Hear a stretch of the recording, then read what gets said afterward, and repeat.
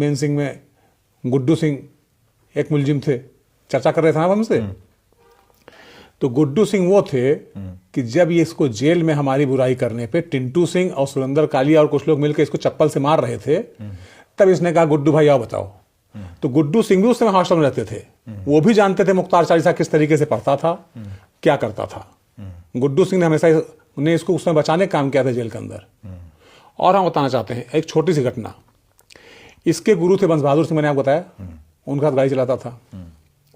बंस बहादुर सिंह ने एक मकान हुआ करता उसमें पुराना किले में, पुराना किला आप जान रहे हैं मोहल्ला सदर बाजार में पड़ता है। कहा उस मकान को कुछ लोगों ने कब्जा कर रखा है, कब्जा मुक्त कराओ। तो इसके पास तो कोई गोल टीम थी नहीं लड़कों की, जहां दयाशंकर सिंह रहते, हाँ जहां दयाशंकर भाई रहते थे उसके पास ही। इसके पास तो कोई लड़कों की ना टीम थी, ना कोई दोस्ती थी, ना कोई ग्रुप था।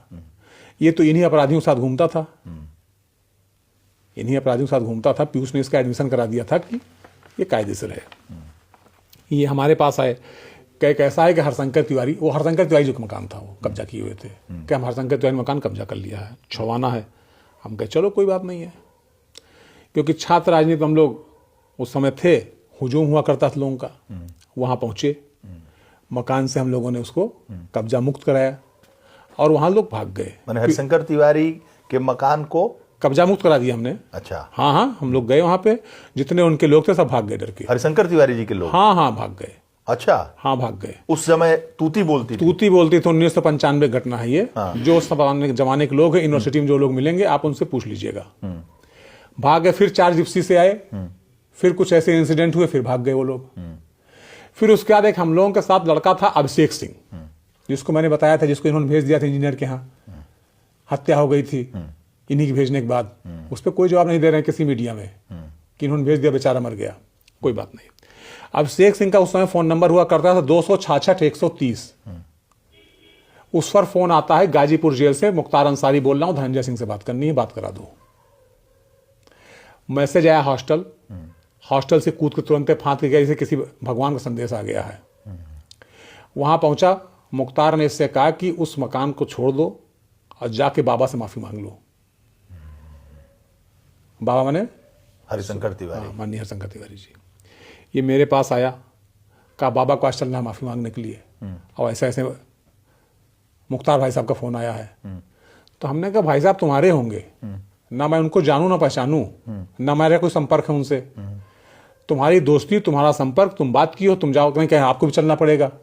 वो कह रहे हैं कि उनको भी लेके जाओ, माफी मांग लो बाबा से। हम कहा मैं नहीं जाऊंगा माफी मांगने बाबा के पास, बाबा आवाजी तुम्हारे होंगे, मेरे बाबा आजी कोई नहीं है, आप जाइए। अच्छा, हाँ। तो फिर उस चलती के हरिशंकर तिवारी? हाँ हाँ, प्रभु श्री राम के अलावा हम लोग किसी का डर नहीं है। श्री राम हमारे आराध्य हैं, उनके अलावा हम लोग किसी नहीं डरते। उम्र कितनी थी आपकी? हमारी उम्र उस समय रही होगी 21-22 साल। 21-22 साल का लड़का और जलजला वाले हरिशंकर तिवारी। हाँ हाँ।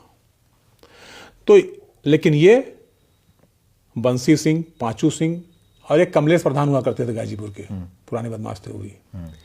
मुख्तार के कहने पे बंसी सिंह, पांचू सिंह, कमलेश प्रधान साथ वहां गए, उस मकान की चाबी उनको दिया, हैंड ओवर किया और हाथ जोड़कर के वहां बैठ के माफी मांगे कि आगे से ऐसी गलती नहीं होगी। इसकी पुष्टि उस समय के तत्कालीन छात्र नेताओं से, जो पार्क रोड से, उनको चूंकि पार्क रोड उनका विधायक आवास हुआ करता था, पार्क रोड से जुड़े हुए तत्कालीन छात्र नेता जितने हैं, आज कोई एमएलए भी है, एमएलसी भी है, मिनिस्टर भी है, आप उन लोगों से कर सकते हैं, सब आपको बता देंगे। मैं नाम सीएम भी है, मैं ये सब कुछ नहीं बोलूंगा, लेकिन आप उन लोगों सबसे कर सकते हैं जो मैंने आपको घटना बताई कितनी सत्य है। लेकिन मैं ना मुख्तार से बात किया, ना मुख्तार के कहने पे गया, ना हरशंकर तिवारी से माफी मांगी।